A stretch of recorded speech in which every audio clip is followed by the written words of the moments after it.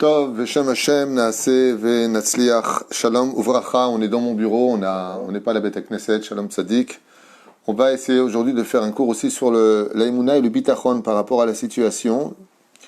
On a moins de rendez-vous parce qu'on est un petit peu en bidoud, donc il faut en profiter pour toutes les personnes qui sont chez eux et pour ne pas que on se retrouve dans une situation compliquée de Bezrat Hashem, parler de Torah, et puis parler en même temps de choses qui vont nous réconforter face à l'incertitude qui, à travers les informations, nous rendent un petit peu perplexes. On ne sait pas où on va et on se demande si c'est vraiment la Géoula maintenant. Et bien, mais tout le monde y croit. Il y a une grande ardoute qui est en train de se confiner à travers notre confinement justement à la maison. On pense beaucoup plus aux autres, on se parle plus au téléphone parce que on s'est rendu compte de la valeur de la vie. On s'est rendu compte aussi que on était dépendant d'Hachem et que tout ce qu'on nous disait, est-ce que c'était vrai, est-ce que c'était faux, est-ce que les informations ne nous donnent pas des données erronées ou bichlal des chiffres totalement faux. On ne sait pas du tout dans l'ensemble où on va, mais on a une chose de bien, c'est qu'on a une arme qui répond à toutes ces questions et ça s'appelle l'Aïmouna et le Bitachon. Alors ce qu'on va étudier, on est dans le Sod HaChashmal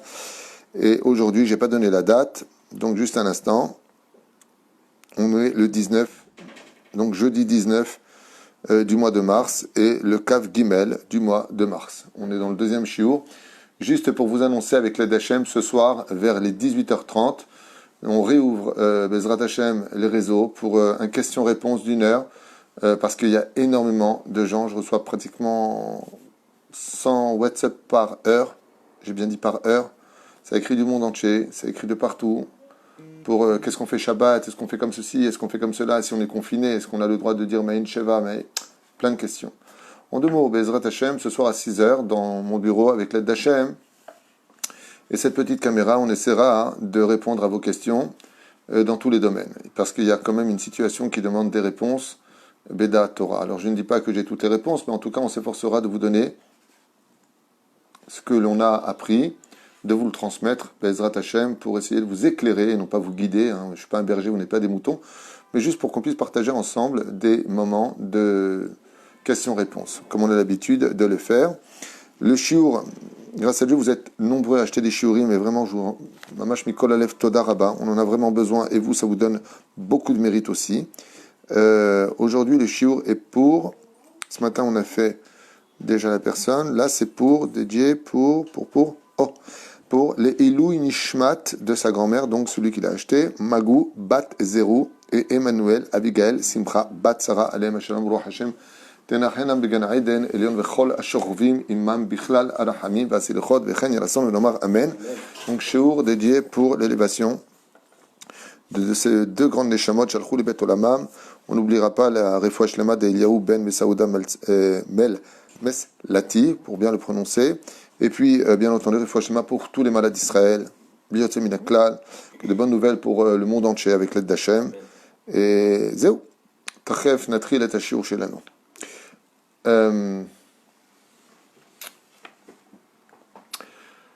On passe une période, vous le savez, qui est remplie de questions. On est, pour certains, surtout en France, un petit peu aux États-Unis, et en Italie complètement. Il y a beaucoup de Juifs aussi qui vivent en Italie, en Espagne, sont confinés chez eux. La question, c'est combien de temps ? Qu'est-ce qu'il va y avoir ? Qu'est-ce qui va se passer ? Est-ce que les informations vraiment en France et dans le monde que nous recevons de la Chine, qui aurait repris, à ce qui paraît, sa vie tout à fait normale, avec des masques et des gants, mais tout le monde a repris le travail, est-ce que c'est vraiment vrai ?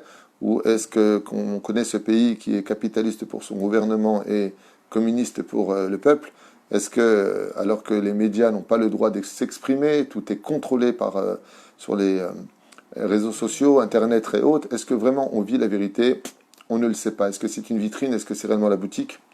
On ne le sait pas. Aujourd'hui, on est dans une situation un peu compliquée parce que tout le monde attend et de façon assez importante beaucoup d'effervescence pour la Géoula. Et c'est vrai qu'une fois de plus, tous les simanim sont là. J'ai enseigné la semaine dernière et on le rapporte aujourd'hui au nom du Baal HaTurim, Alav Shalom. Donc je suis content d'avoir eu la même réflexion qu'un des plus grands maîtres du judaïsme, le Baal HaTurim. C'est que tout comme le Baal HaTurim l'enseigne dans la paracha de Bo, eh bien, Dieu nous a confinés dans les maisons. J'avais déjà enseigné, mais je ne savais pas que c'était marqué. Je ne me rappelais plus de ce Baal HaTurim. J'avais déjà étudié le Baal HaTurim il y a très très très longtemps. Mais le Baal HaTurim nous rapporte qu'effectivement, Nous avons été confinés juste avant la Géoula, que les enfants sortent de la galoute pour rencontrer les miracles de la mer Rouge, puis la manne, puis la Shekhinah pour les guider. Et le Baal HaTurim nous dit qu'à la fin du temps, ce sera pareil. Juste avant que vienne se dévoiler le Mashiach, on sera confinés aussi à la maison pour que l'ange de la mort passe au-dessus et qu'on soit protégé. Donc vous savez que tout est pour le bien, c'est ce qu'on va étudier aujourd'hui. Emouna et Bitachon selon le Sod HaChashmal, pour ceux qui ont le temps, pour ceux que ça intéresse, et ceux qui n'ont pas eu le temps et que ça n'a pas intéressé pour le moment, pourront le regarder plus tard. Tout à l'heure, une question m'a été posée par téléphone par un très bon ami, et il m'a dit, c'est Rav Tutu, et si c'est pas Spessar? C'est-à-dire, on est dans une situation compliquée. Il y a beaucoup de gens qui ont perdu leur travail. Loin de là d'avoir, vous savez, dès qu'on parle de juifs, ils ont de l'argent. C'est loin d'être le cas de beaucoup de juifs qui non seulement ont perdu leur travail, à qui on a peut-être annoncé qu'ils ne seront pas payés le 10 du mois en Israël parce que eux-mêmes, les patrons, n'ont pas été payés. Donc on est face à une espèce d'entonnoir qui porte bien son nom, noir. On ne sait pas où on va. On ne sait pas qui va être payé, qui va pas être payé. Et même si on était payé en temps et en heure. Le confinement, il concerne quoi? Les Chinois sont restés 2 mois à la maison, alors qu'ils étaient à 1500 kilomètres de la fameuse ville de Wuhan. Donc, combien de temps on peut tenir? Combien de temps? Ok, tu vas faire tes courses, on vous laisse aller faire des courses. Mais pour acheter les courses, il n'y a pas eu un ordre du gouvernement de distribuer de la nourriture. Il y a simplement une autorisation d'aller faire des courses. Donc, il faut quand même de l'argent. Et aujourd'hui, à travers cette première maca du virus, complot humain, fabriqué par les hommes, pas par les hommes, juste que ça ne retombe pas sur la tête des Juifs une fois de plus, parce que dès qu'il y a une catastrophe, c'est toujours de la faute des Juifs, mais quoi qu'il advienne, nous, on ne va pas réagir comme des chiens. La Gemara nous dit d'ailleurs dans Maseret Sota, Bedaf Mentet, Amoudbet, une référence qu'on a très souvent donnée, que Dora Mashiach, que Dor Penea Kelev, que la génération qui recevra le Mashiach viendront avec des têtes de chiens. Alors, c'est-à-dire qu'on a des têtes de chiens. Bof, on ne va pas tomber dans le piège. Mais c'est vrai que la dernière fois dans la rue, j'étais en train d'observer plusieurs façons de porter le masque. Il y a des gens qui ont acheté des masques à 200 et quelques shekels, et ils sont un peu plus en avant. Et c'est vrai que de côté, ça faisait un peu un kleps.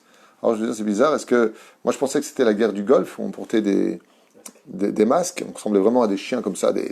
Oui. Et puis là, je vois qu'aujourd'hui, tout le monde porte des masques, et on dit que la génération du Mashiach sera une génération qui ressemblera à des chiens. Est-ce que c'est de ça dont on parle? Surtout que quand les gens parlent à travers le masque, on n'entend pas bien les mots, et c'est vrai que ça fait wow, wow, wow, wow. C'est bizarre, c'est peut-être une petite caricature, mais en tout cas, les simanim sont tous probants, et à travers ce fléau qui frappe l'humanité aujourd'hui, du coronavirus, eh bien, il y a un autre fléau qui est peut-être encore plus grave, c'est la destruction financière. La destruction financière. Tout à l'heure, j'étais avec mon ami Hacher, qui me posait une question intéressante. Il m'a dit, mais je ne comprends pas une chose.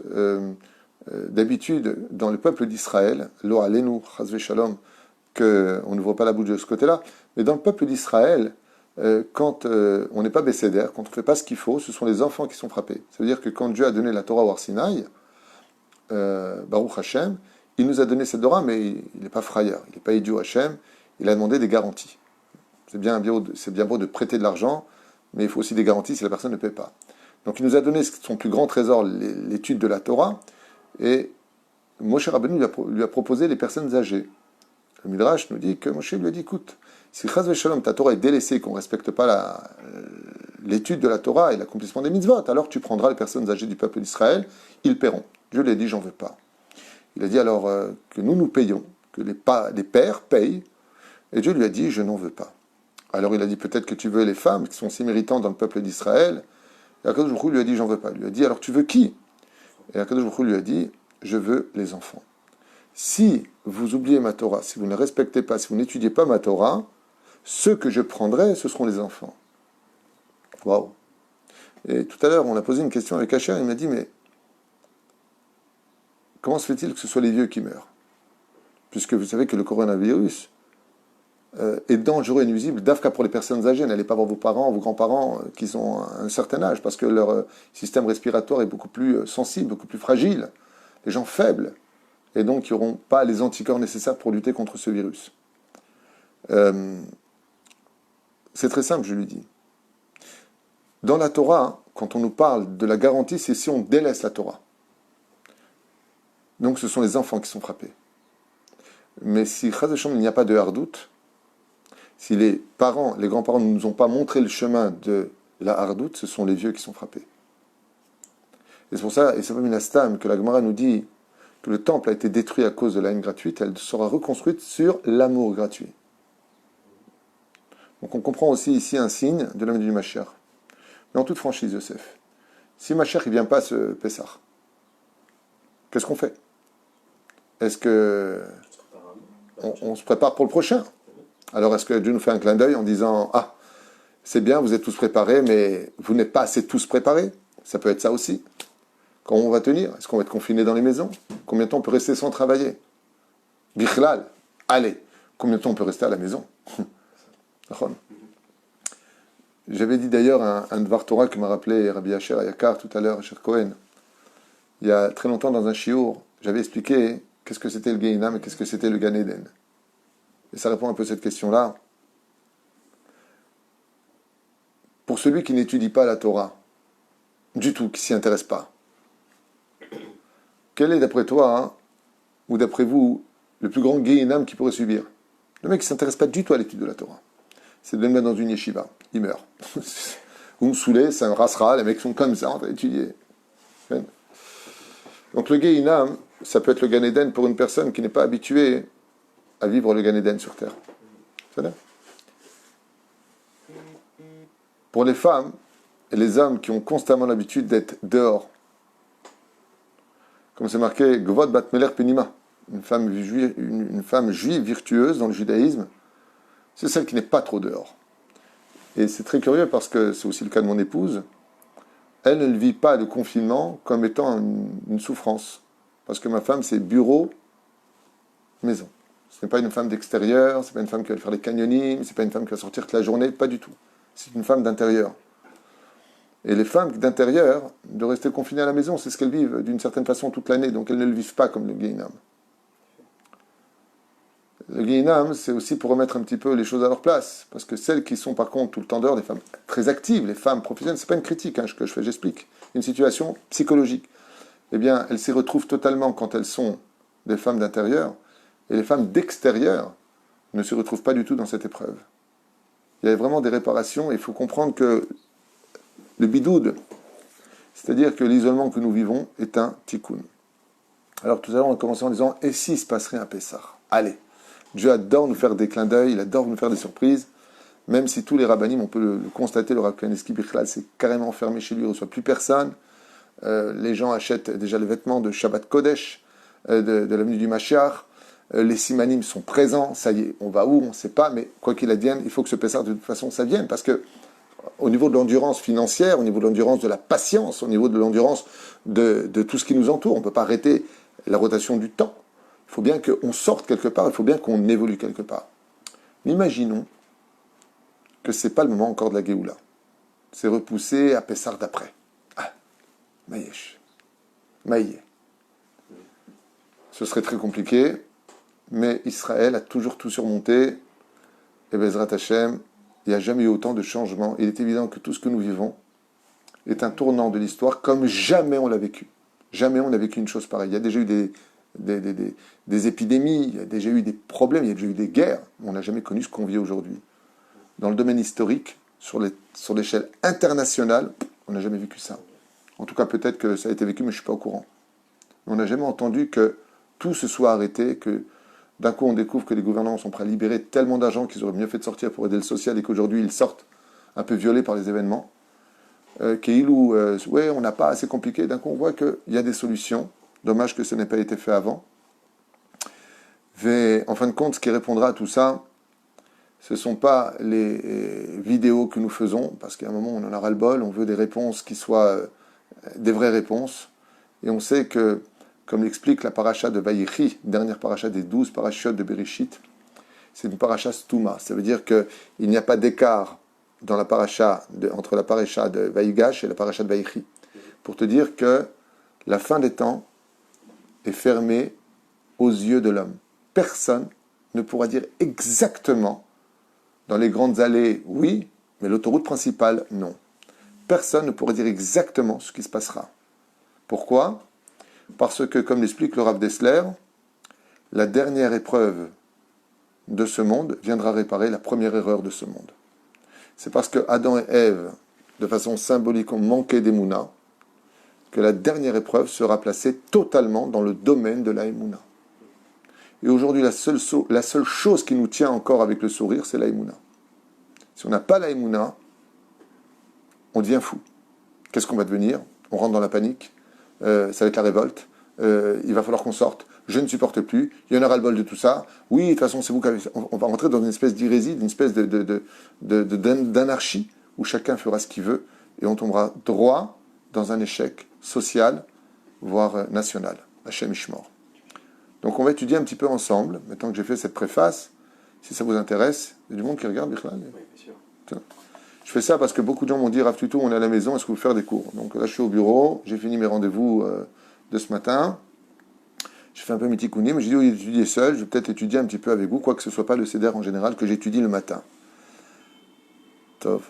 Tsarich la'avin ma mashmaut amila bitachon. Alors, il y a deux notions qu'on appelle la Emouna et le bitachon. Sachez que ce sont deux degrés différents dans l'absolu. On est tous des Baalei Emouna, tous les juifs, des plus pieux au moins pieux. On a tous une Emouna qui est en nous, qui nous a été donnée avec notre propre naissance à l'intérieur de nous. C'est pour ça que quand un juif non pratiquant, donc il ne croit pas, s'il croit et qu'il est certain que c'est vrai, il va faire Shabbat, il va manger kasher, il va respecter la Nida, il va se protéger de tous les interdits. En lui, il sait qu'il y a Dieu. C'est une Emouna qui nous a été donnée comme une espèce de virus, c'est ce que je veux dire, ou plutôt une espèce de puce, ordinateur comme un programme préprogrammé à l'intérieur de nous. Chaque juif, au fond de lui, sait qu'il y a Dieu. Il veut l'appeler même par d'autres noms, insultants, style le hasard, ça arrive, hein? La nature, on peut l'appeler comme on veut. Mais au fond de chacun de nous, on sait qu'il y a Dieu. Parce que nous sommes une partie de Dieu. Il y a quelque chose en nous qui nous parle. C'est un degré de croire en Dieu. Et puis il y a un degré supérieur, c'est d'être vraiment ma'amine en Dieu, donc croire en la Torah et ses mitzvot, parce que croire en Dieu sans la Torah et les mitzvot, c'est la Avodah Zarah. C'est n'importe quoi. Ça veut dire que Dieu existerait, mais je vais le modeler dans mon idéologie tel que moi je le ressens. Oh, Dieu, il n'en a rien à faire de ton Shabbat, tu vois pas, t'as pas touché le mercre, qu'est-ce que tu crois qu'il en a à faire? C'était la thèse d'Aristote. C'est-à-dire, Dieu existe, mais il n'en a rien à faire de ce que tu fais dans ta vie de tous les jours. Et Pessah, pourquoi c'est la fête de la Géoula? Parce que le Dieu dont on parle, nous, c'est un Dieu qui s'intéresse même à une miette de pain sous ton lit. Donc il est bien, bien proche de toi, beaucoup plus proche que ce que tu ne penses, et il veille sur toi.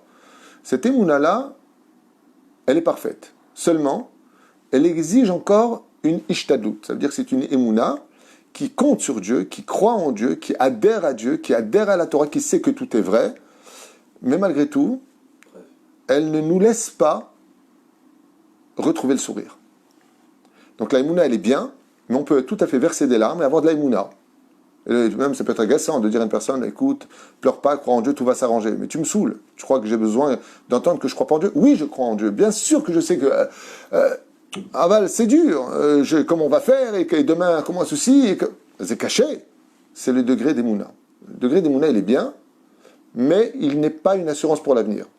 C'est pour cela que dans la Torah, c'est marqué Vaya minu b'Hashem Moshe avdo. Ils ont mis leur émouna en Moshe, en Dieu et en Moshe. Et dès qu'on est arrivé de l'autre côté, qu'est-ce qui s'est passé? On s'est plaint. Ouais, on n'a pas de quoi manger, on n'a pas de quoi boire. C'est quoi? Mais je comprends pas. Tu veux dire que tu crois. Alors pourquoi tu poses des questions? Si tu étais Mahamine, ouais, alors pourquoi tu poses des questions après? Parce que celui qui a la émouna n'a plus de questions. Et celui qui n'a pas d'émouna recherche que des réponses. Donc, automatiquement, la émouna dont on parle, c'est une émouna qui est large dans sa fourchette.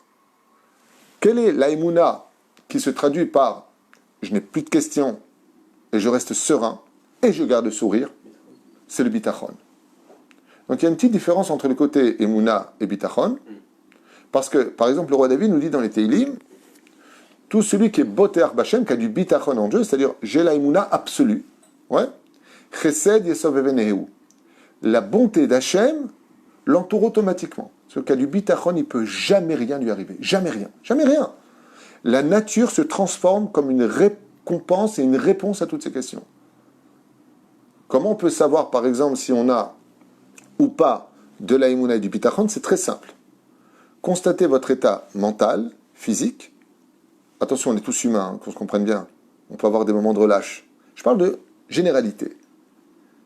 Si vous avez de l'angoisse, de la peur, de la crainte, c'est que vous avez peut-être de l'aïmouna, mais certainement pas du bitachon. Parce que celui qui a du bitachon, il est batouar. C'est-à-dire qu'il est sûr. Le mot batouar en hébreu veut dire sûr. Quand on a du bitachon, ça veut dire qu'on est sûr de sa aïmouna. Donc dans ce cas-là, on est au maximum de son potentiel.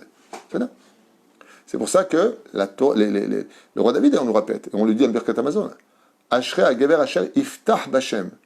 Heureux l'homme qui croit en Dieu. Boteach, le shon, batouach. Il est sûr. Alors, est-ce qu'il va être heureux parce qu'il a du bitachon? Réponse de Chachamim, dans les deux sens. C'est parce qu'il est heureux de quoi qu'il lui arrive qu'on sait qu'il a du bitachon. Comment on peut savoir chez Ashrei Agaver Asher Iftah Bashem, Vaya Hashem Iftahu? Dieu aussi compte sur lui. C'est-à-dire, il devient l'ami de Dieu quand il a le bitachon. Ce qui fait que quand on a ce degré-là, d'Emouna qui est déjà inclus en nous, mais on peut être un Baal Emouna sans pratiquer. Deuxième shlav, on peut être quelqu'un qui est ayant de l'Emouna, mais on a de l'Emouna et on va pratiquer. Mais est-ce qu'on a atteint le niveau du bitachon? La Géoula, on va l'apprendre d'ailleurs très très prochainement, là maintenant, elle viendra par le biais du bitachon. C'est parce que Adam et Ève n'ont pas eu assez d'Emouna en Dieu de l'avoir écouté, que la dernière épreuve avant la sortie, eh bien, nous demandera de rester justement cloîtré dans nos maisons. Et c'est bizarre parce que quand on étudie la 10e plaie d'Égypte, si tu sais que l'ange de la mort va pénétrer l'Égypte, quelle est la meilleure des choses à faire? Barre-toi, va-t'en. L'effet que Moshe Rabbeinu a dit, rentrez dans vos maisons, c'est Pessah. Et restez à l'intérieur, alors que dans les maisons, les gens mouraient. C'est là. Il n'y avait pas une maison, il n'y avait pas de cri. Ça veut dire que ça se passait donc la mort dans les maisons. C'est qu'en Égypte, à la 10e plaie, qui est la plus importante des 10 plaies, nous avons atteint le degré non pas de l'aïmouna, mais du bitachon. Puisqu'on était capable de rester là où le danger allait pénétrer. Ce n'est pas normal. Mais attention, ne sortez pas. Restez chez vous. C'est un peu comme le déluge.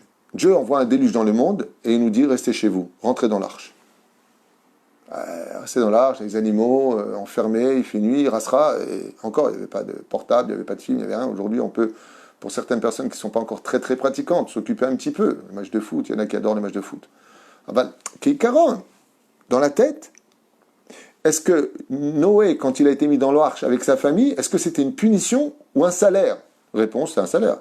Tu es un tzaddik dans ta génération, je t'ai vu parmi toute la... Toi, tu vas être sauvé. C'est-à-dire que quand on est dans les maisons, c'est qu'on est sauvé. Donc, est-ce que c'est une punition ou est-ce que c'est un salaire? Réponse, c'est les deux.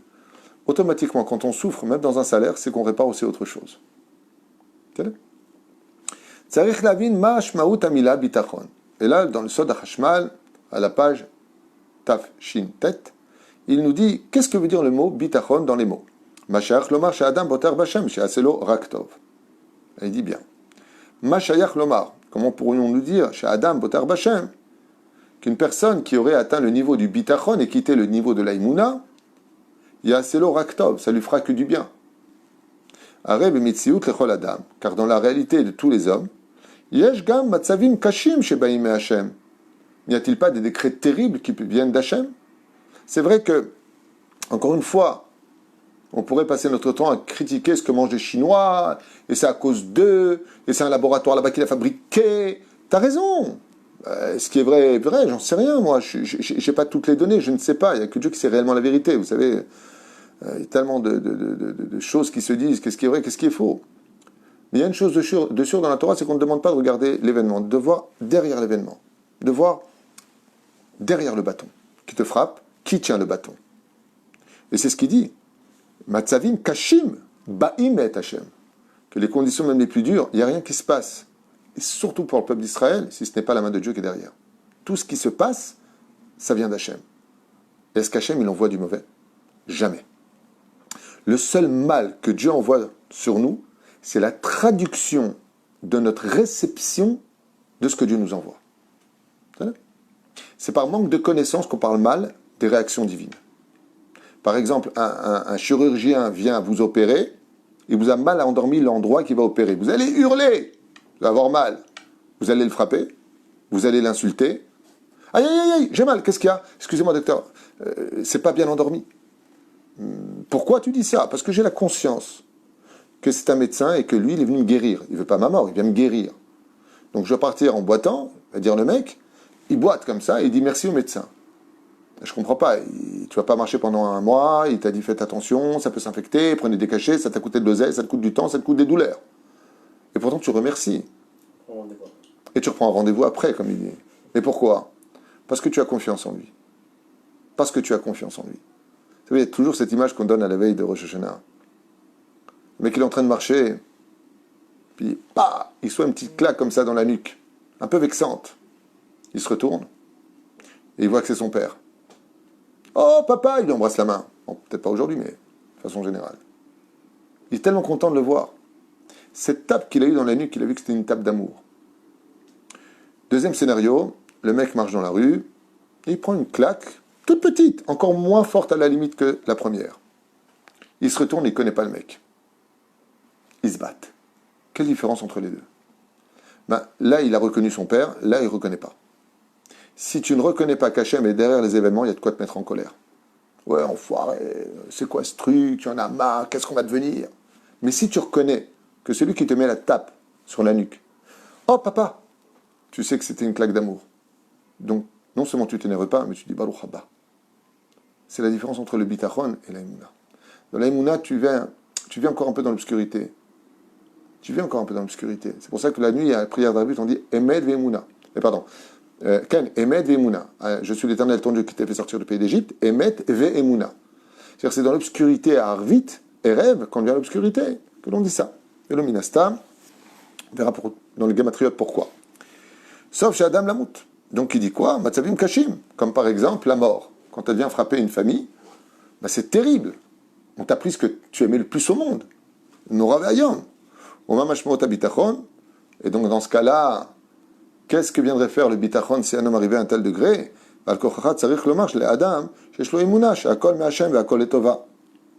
Il sait très bien que, à l'image d'une personne qui descendrait du train à une station, à une gare, pourquoi lui il descend là-bas et toi tu continues alors que vous vous aimez? Parce que lui il est descendu à la gare qui menait à sa ville, à sa rue, à son adresse, à sa maison. C'est-à-dire qu'il a descendu le train ou le bus à la station qui correspondait à la porte de son Gan Eden. Donc grâce au bitachon, tu vas pleurer la personne parce qu'elle va te manquer, mais tu sais que s'il est descendu maintenant à cette période, c'est que Béhémet, il est arrivé devant la porte de son Gan Eden et que s'il continue une seule station de plus, il reviendra en Gilgoul pour redescendre à la bonne station. Donc il remarchera à pied en l'envers. Imken ma'u bitachon, im yesh la'adam emuna, she'en od milevado ve'akol me'Hashem letova. Si une personne arrive, donc au degré de Imuna qui mène au bitachon, il nous dit ici que en od milevado, que seul Dieu peut vraiment te sauver de tout, vraiment. Ve'akol me'Hashem, et que tout est dirigé par lui, tout est sous sa direction, sa surveillance absolue, et que pour finir, quoi qu'il t'arrive, c'est que pour ton bien, lichora zemaspik. Normalement, t'es un mec heureux. Normalement, t'es bien. Pourquoi? Parce qu'au lieu de dire, te rends compte, qu'est-ce qu'on va devenir? Qu'est-ce qui nous arrive? Et qu'est-ce qui se passe avec tous ces religieux qui disent, voilà, tout le monde apparaît maintenant sur les réseaux Facebook, on parle du Mashiach, et s'il vient pas, tu te rends compte la claque qu'on va prendre? Et là, tu lui réponds, attends, mais Tazben, qu'est-ce que tu t'énerves? Calme-toi. Si tu l'as attendu aujourd'hui qu'il ne vient pas demain, tu as gagné le salaire d'Ilagmara de l'ange d'attendre le Mashiach. Donc, tu n'as rien perdu, tu as encore gagné. Mais tu sais, si demain il tarde un peu, c'est parce que ton frère, lui, il n'a pas encore fait de chouva, il est encore avec une goya, il est encore avec, je sais pas moi, des huîtres, je sais pas ce qu'il mange dans sa vie. Donc, peut-être que par ton mérite, Dieu, il attend lui aussi. C'est comme tu veux commencer une grande fête. Allez, il est tard. Mais attends, qui n'est pas là? Il y a mon frère qui doit arriver, je t'en prie. Attends une seconde, il y a mon cousin qui arrive. C'est dommage, on est tous là. Il manque lui. Tout le monde doit être là. Donc, on verra. On verra. Et donc, il dit ici, pourquoi dans ce cas-là, il faut pas, il dit comme ça, pourquoi on ne se suffirait pas de la Emouna et qu'on aurait besoin de montrer dans le degré du bitachon? Et je rappelle une fois de plus, comme l'enseigne Rabbi Nachman, qu'un bal bitachon, c'est celui qui est tout le temps souriant. C'est dur, je sais que c'est dur. Imaginez L'oralé nouvel alechem, le mec il ouvre le frigidaire, c'est vide. Papa, j'ai faim. Bitachon, mon fils. Papa, c'est quoi, c'est un nouveau yaourt? C'est très difficile. Ah bah si Béhémet, tu dis, mon fils, tu veux un yaourt? Tu ne peux pas me demander une chose que je ne peux pas te donner, parce qu'Akadosh Baruch Hu, il sait ce qu'il fait. Tu auras un miracle de quelqu'un qui va te faire les courses, qui va t'amener un yaourt. Vous savez combien de fois je le vis, c'est avec ma collègue. Vous savez combien de fois on a tapé à la porte des gens avec des magnifiques caddies de 1000, 2000 shekels. Le mec, il ouvre la porte et il dit à sa femme, les larmes qui coulent. Combien de fois ça nous est arrivé? Chérie, regarde, je te dis qu'Hachem nous laisserait passer, incroyable. Je dis à ma femme, elle me dit, frigidaire, il est vide, il faut faire les courses. Je dis, mais comment vous le savez? Je dis, écoute, j'ai quelqu'un qui t'a rencontré, il t'a entendu parler, il m'a raconté sa mina shamaïm, je suis parti j'ai envoyé quelqu'un de faire les courses, et on te les a amenés. C'était à Guimel. Le mec, les larmes aux yeux, 10 enfants, les larmes aux yeux. Et qu'est-ce qu'il a dit à sa femme? Il lui dit, Hachem ne nous laissera pas, t'inquiète pas, on fera les courses, le frigidaire sera plein. Kachaya. Qu'est-ce qui a provoqué cette énergie que tout s'organise de telle façon à ce que je trouve quelqu'un qui me donne de l'argent pour aller faire les courses, pour aller amener au moment où il ouvre la porte? Un truc de malade! C'est pas mon cœur, c'est pas le vôtre, c'est son bitachon. Le bitachon, c'est une énergie qui donne des résultats. La Gemara dans Masechet Ta'anit, on en a souvent parlé, le Daf Kaf Alef Amoud Alef, nous raconte l'histoire de Gamzo Letov. Vous connaissez Ish Gamzo. Très brièvement, tout le monde connaît cette histoire, donc je ne vais pas vous la refaire en long et en large. Mais il est envoyé par les Chachamim pour aller à Rome avec une caisse remplie de diamants d'Israël pour soudoyer l'empereur d'annuler le décret contre les Juifs. Et il se fait voler cet argent sur la route. Et le propriétaire de l'auberge qui lui vole ces belles pierres précieuses, mais de la terre de son jardin à l'intérieur, lui, le lendemain, Rabbi Nachum de Gazoum, maître de Rabbi Akiva, ouvre la caisse, il s'est rendu compte qu'on l'a touché, il voit qu'il y a de la terre. N'importe quelle personne qui aurait de la mouna, qu'est-ce qu'elle aurait fait? Elle aurait rebroussé chemin et serait retournée à Jérusalem en disant « Désolé, je me suis fait voler l'argent. » Mais Gamzo et Tova, Rabbi Nachum de Gamzo, quand il a vu de la terre, vous savez ce qu'il a dit? Il n'allait pas me croire. Il a dit « Tov. » Quoi Tov? Les diamants, je comprends. Tov. Et qu'est-ce que je te dise? Moi, j'ai fait attention à la boîte. Maïch t'as doute, je l'ai fait. Dieu, il a fait en sorte que moi qui ne dors jamais la nuit, je m'endors. Il est venu ce mec, il a pris l'oseille. Je sais que c'est lui. Quand je vais l'attraper, je vais rendre les diamants. Il s'agit de la survie du peuple d'Israël. Si Dieu il a permis que cet homme il puisse voler mon argent et qu'il puisse me mettre de la terre à la place, c'est qu'apparemment, Dieu veut que j'envoie de la terre à l'empereur. Il arrive devant l'empereur et on lui dit, il y a un délégué des Juifs d'Israël qui a fait tout ce voyage pour vous apporter une caisse. Alors l'empereur il dit, ok, voilà, je vais voir ce qu'il y a dedans. Truc qui bouge comme ça. Et qu'est-ce qu'il voit? Il voit de la terre. Et à ce moment-là, la Gemara nous dit que l'empereur lui a dit, est-ce que je n'ai pas assez de terre dans mon pays pour que tu m'amènes de la terre de ton pays, enfin de ton bled? Qu'est-ce que lui répond, je vous en prie, Rabbi Nachman de Gamzo? Il lui fait, je sais pas, je sais pas quoi te dire, je te dis. Et il lui a dit, mon Dieu m'a dit de t'apporter de la terre. Il s'est arrêté là. D'un coup, un homme de l'Assemblée nationale à l'époque, donc de là-bas de Rome, sort des rangs. C'est Eliyahu Hanavi Zacholetov qui prend figurine d'un Romain, du Sénat, c'est le mot que je cherchais, et il dit, mais vous ne vous rendez pas compte, empereur, du cadeau que vous venez de recevoir. Arrête, dans la Bible des Juifs, c'est marqué qu'Abraham, quand il est parti libérer son neveu Lot, dans la ville de Sodome et Gomorrhe, Adma, eh bien, il a pris la terre avec lui, et il ne s'est pas battu qu'une épée, ni avec des flèches. Il prenait cette terre, il la jetait contre les ennemis, qui partaient comme des balles, comme des missiles, et ça tuait tous les ennemis. Et à cette époque-là, les Romains étaient en guerre contre les Germains, et ils avaient perdu plusieurs batailles. Et l'empereur a dit, écoute, si c'est le cas, j'annule le décret, et tu repartiras avec de grands biens. Ils ont pris cette terre, ils l'ont lancée, et à ce qui paraît, nous raconte la Gemara, elle a tué tous les ennemis de Rome. Je ne sais pas. En tout cas, c'est comme ça que c'est raconté. Et si c'est raconté, c'est que c'est vrai. Qu'est-ce qu'a fait l'empereur? Une fois qu'il a ramassé les derniers grains de cette espèce de terre magique, non seulement il a annulé des décrets pour Israël, mais il a rempli des trésors les plus importants de Rome, la caisse de Rabbi Nachum de Gamzo. Il lui a dit, retourne dans ton pays.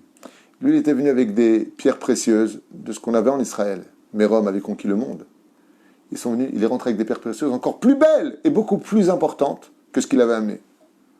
Et quand il a déposé, les sages lui ont dit, mais qu'est-ce que c'est tout ça? Il aurait répondu, je sais pas. Je sais pas, l'empereur, je vais apporter de la terre. De la terre? Il aura raconté, il lui a dit, il n'y avait que toi pour faire une chose pareille. C'est ça un Baal Bitachon. Un Baal Bitachon, c'est ça. J'ai un copain qui m'a raconté, je vous parle de ça peut-être 16 ans, à Tel Aviv. C'est un homme très simple. Quand je vous dis très simple d'esprit. C'est quelqu'un qui ne paraît pas du tout être intelligent, mais qui est d'une très très grande intelligence. Hein? Non, ça c'est une autre histoire. Non, non. Il m'a raconté que quand il est arrivé chez lui, il a son parking. Et quand il est arrivé là-bas, il y a un mec qui lui a pris son parking, ce qui est très énervant, surtout quand tu as envie d'aller aux toilettes. Tu es un peu pressé, tu sais pas où tu vas te garer, tu risques une amende, pourquoi il t'a pris ta place, et pourtant il y a ton nom, il y a ton numéro de porte, et des fois il y a même ta plaque d'immatriculation. Je veux dire, tu vois bien que c'est occupé, pourquoi tu te gares là-bas? Et lui, qu'est-ce qu'il a fait? Il a vu qu'on lui a pris sa place. Ni il s'est énervé, ni il a critiqué, ni choum davar. Qu'est-ce qu'il a fait? Il a essayé de trouver un angle où la voiture ne dérangerait pas. Il a vérifié que ça dérange personne parce qu'on ne fait pas ce qu'on veut dans la vie. Il faut penser aussi à l'autre. C'est pas bien beau de dire ouais, bah écoute, j'ai pas trop me garer, je me suis mis là, mais tu te déranges. C'est pas intelligent. On fait pas une misa sur le dos d'une Avera. Et donc vraiment, et il a marché. Il a marché 3 minutes. Il m'a raconté pour arriver chez lui. C'est quand même pas mal 3 minutes de marche. Donc il s'est garé un peu loin, sans s'énerver. Normalement, qu'est-ce qu'on fait en Israël? On a un siman, on lève les bichérim, on lève les essuie-glaces pour dire à la personne, c'est pas ta place, ne te regarde pas là. C'est des simanim qu'on a. Là, quand il y a des flics, on fait, comment dire, des appels de phare. On a des signes dans notre pays. Je sais pas comment ça se passe ailleurs, en tout cas ici c'est comme ça. Et au moment où il rentre chez lui, il entend un boum, bam, un truc de malade. Mais un truc de malade. Un peu terrifié, il va voir ce qui se passe. Et sur sa place de parking, il y avait un déménagement en haut. Et la grue, le manoeuvre qui levait, qui devait, monter. Donc il y avait un manoeuvre qui était en bas, on ne le voyait pas au début. Il était en bas, il devait monter un piano. Un piano de au moins 450 kilos. Il l'a monté, seulement il était mal attaché. Le piano s'est écrasé où? Sur la voiture du parking où il était. Qu'est-ce qu'il a dit? Il dit, oh le pauvre. Des fois, ça bloque. On t'a pris ta place. Qu'est-ce que je vais faire? Où je vais me garer? Où est-ce que je vais aller? Lui, il a pris avec un bitachon. Il a dit, top, chaque jour, que ça. Alors, c'est vrai que ça fait un peu curer. Alors quoi? Tout ce qu'on fait, tu vas accepter? Non, non. Même si tu veux te battre, même si tu n'es pas content, garde le sourire pour que tu t'énerves. Tu peux dire, ah, c'est pas ça ce qu'il a fait. Je vais lui lever, par exemple. Mais pourquoi tu t'énerves? Pourquoi ça te fâche? Pourquoi t'es pas bien? La vraie réponse, dit le Rav Dessler, c'est pas en réalité pour lui qu'il a mis sa voiture là-bas. Mais c'est à quel il lui a laissé mettre sa voiture sur ton parking, c'était pour te montrer à toi où tu en étais dans l'épreuve. Parce que les épreuves qui tapent à nos portes sont là pour nous montrer le niveau d'émouna qu'on a ou pas. Ou de bitachon qu'on a atteint ou pas. Et c'est pour ça qu'aujourd'hui on est frappé sur tous les domaines. Familial, shlom bait, économie, éducation, enfants, tout, sécuritaire. On est en train d'être jugé comme sur un échiquier sur le degré d'Emouna. Et chaque âme qui est remplie d'Emouna brille. Imaginez comme ça un échiquier devant vous. Et puis vous avez des pions, si je peux me permettre le mot. Il y en a qui brillent plus que d'autres. Voilà comment Dieu nous voit aujourd'hui. Il voit qui est plus rempli de lumière que l'autre. Pas simplement qui est plus rempli, mais qui va apporter plus de lumière que les autres. Parce que d'être une lumière dans le bitachon, c'est d'être capable de briller pas simplement pour ta vie privée, mais il faut que tu sois capable de briller aussi pour être une lumière pour les autres qui sont dans l'obscurité. Comme l'ont été le Rabbi Lubavitch et tous les grands de la Torah. La Gemara nous dit dans Baba Batra Bedaftet Amoudbet que celui qui Bezrat Hashem fait du bien aux autres, Gomel Chesed, c'est-à-dire vraiment, il apporte le sourire aux autres, il redonne du bitachon aux autres, il redonne des réponses aux autres, il essaie de remonter. Il a le mérite d'être comme les Ketoret. La Gemara nous dit Zochebe Ahat Esre Mitzvot. Il y a 11 mitzvot qui se créent uniquement pour un seul sourire donné sur le visage d'une personne. Et le chiffre 11 est relié à une chose, les Ketoret. Les Ketoret, il y a 11 Samemanim, 11 Ketoret. Pour dire que qu'est-ce qui est Reach Nichoach Shel Hashem, qu'est-ce qui donne des bonnes odeurs dans le monde d'en haut, du monde d'en bas vers le monde d'en haut, quand on fait du Chesed. Et ça, c'est la force du Baal Bitachon. Je me souviens à la Vachalom, Rabbi Moshe Ederi, mon Rav, qui était un homme extraordinaire.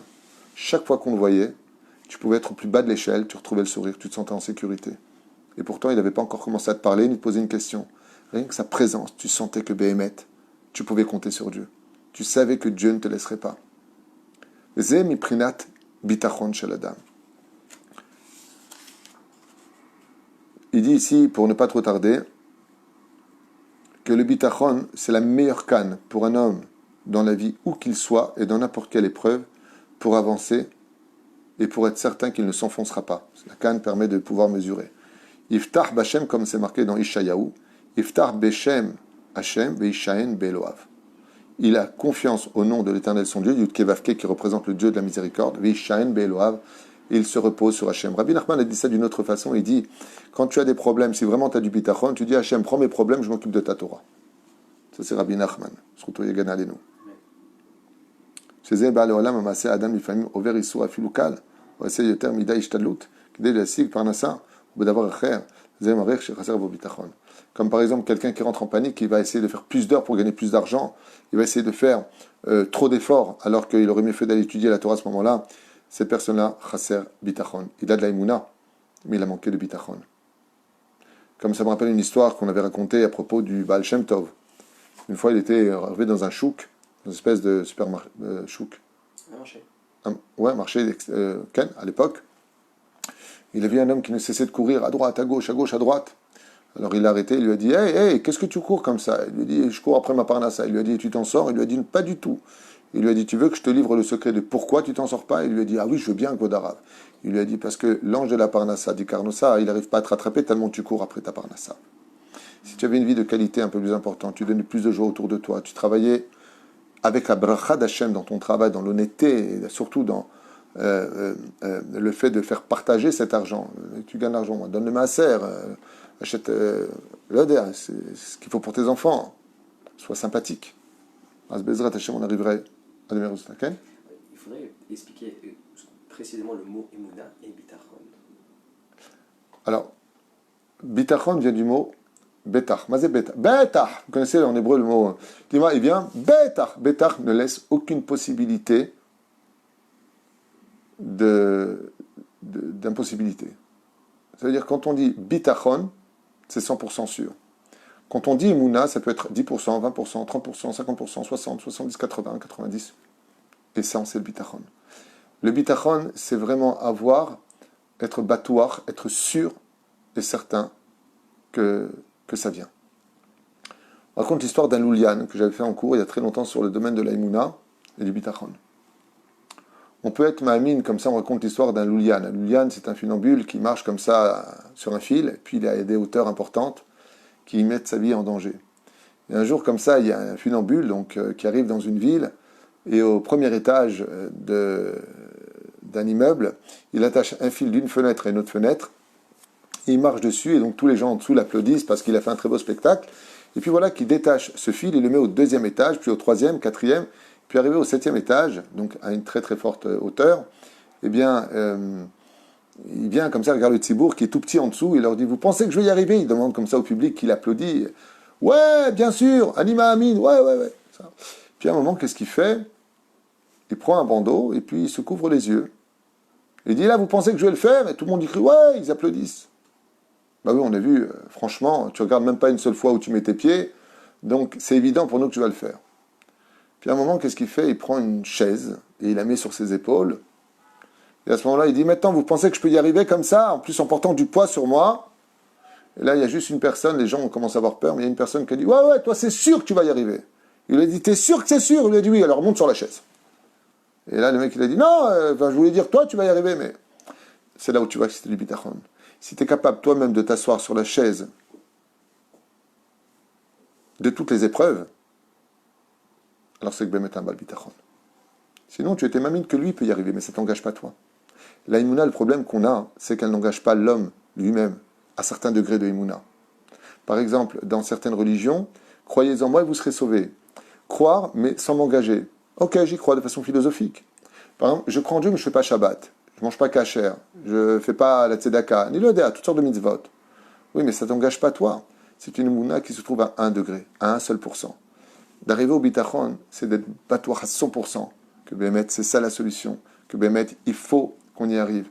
Et si Bémet, tous ensemble, on n'est pas tout que Melech HaMashiach arrive, que Dieu ne nous laissera jamais tomber, que Bémet, il y aura des résultats, tout comme moi qui suis arrivé à l'époque avec un ami avec des courses pour cette famille-là, alors qu'il venait d'ouvrir la porte comme ça, eh bien, on risque d'avoir peut-être aussi une surprise. Je dis bien peut-être. Je n'ai pas de boule de cristal, je ne suis pas devin et encore moins prophète.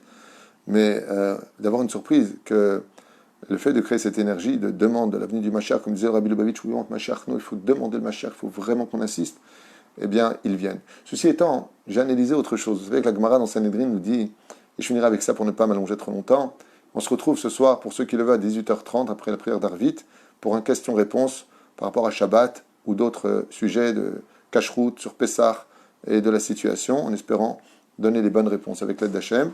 Peut-être que je ne donnerai pas les meilleures réponses, mais je donnerai le meilleur de moi. Je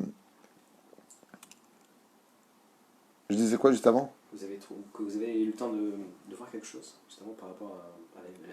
Ah oui, c'est ça, oui. Dans ma Masechet Sanhedrin, oui.